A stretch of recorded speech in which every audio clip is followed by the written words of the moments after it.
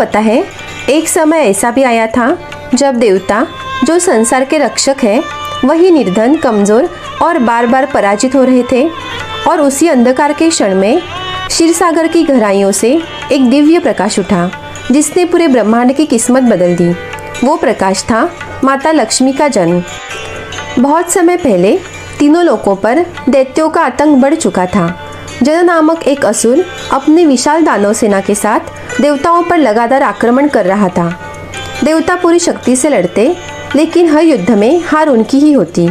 निराश, थके हुए और शक्तिहीन देवता अंत में भगवान विष्णु की शरण में पहुँचे। देवताओं ने कहा, प्रभु, हमारी शक्ति क्षीण हो चुकी है, हम असुरों से बच नहीं पा रहे, कृपा कर हमारा उद्धार कीजिए। भगवान विष्णु शांत स्वर में बोले, देवताओं की शक्ति तभी लौटेगी जब क्षीरसागर का मंथन किया जाएगा, वहीं से अमृत निकलेगा और वही तुम्हें पुनर्समर्थ बनाएगा।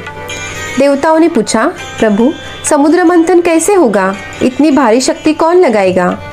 विष्णु मुस्कुराए, जब तक देव और दानव दोनों मिलकर प्रयास नहीं करेंगे, तब तक समुद्र नहीं मथेगा।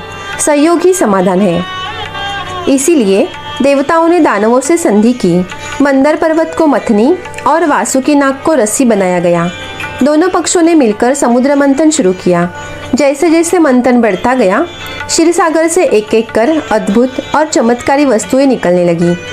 सबसे पहले निकला भयानक हलाहल विष। जगत विनाश के खतरे को देखकर भगवान शिव ने करुणा दिखाई और उस विष को अपने कंठ में धारण कर लिया। इसके बाद प्रकट हुए कामधेनु, उच्चैश्रवा अश्व, ऐरावत हाथी, कल्पवृक्ष और अनेक दिव्य रत्न। हर वस्तु के साथ समुद्र और भी शांत और वातावरण और भी दिव्य होता जाता। लेकिन सबसे बड़ा चमत्कार अभी बाकी था। धीरे धीरे समुद्र का जल सुनहरा होने लगा। चारों ओर एक दिव्य सुगंध फैल गई। देव और दानव रुक गए, जैसे किसी अद्भुत घटना की प्रतीक्षा हो। और तभी क्षीरसागर से एक दिव्य स्त्री प्रकट हुई, जिनका तेज सूर्य के समान चमकीला था, जिनके हाथों में कमल था और जिनके चरणों में सौभाग्य और समृद्धि की धाराएं बह रही थी। वह थी माता लक्ष्मी। उनके प्रकट होते ही पूरा ब्रह्मांड आलोकित हो उठा। देवताओं ने उनके चरणों में प्रणाम किया। जहाँ जहाँ वे चली, वहाँ वहाँ धन, सोना और सुंदरता की वर्षा होने लगी।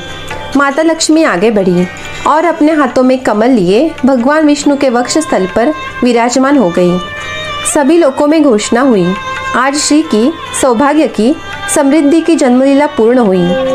देवताओं ने अमृत प्राप्त किया, उनकी शक्ति लौट आई और दैत्यों पर विजय मिली। और इसी तरह जब ब्रह्मांड निराशा में डूबा हुआ था, उसी क्षण माता लक्ष्मी प्रकट हुई और संसार में सौभाग्य, संपन्नता और शुभता का प्रवाह शुरू हो गया।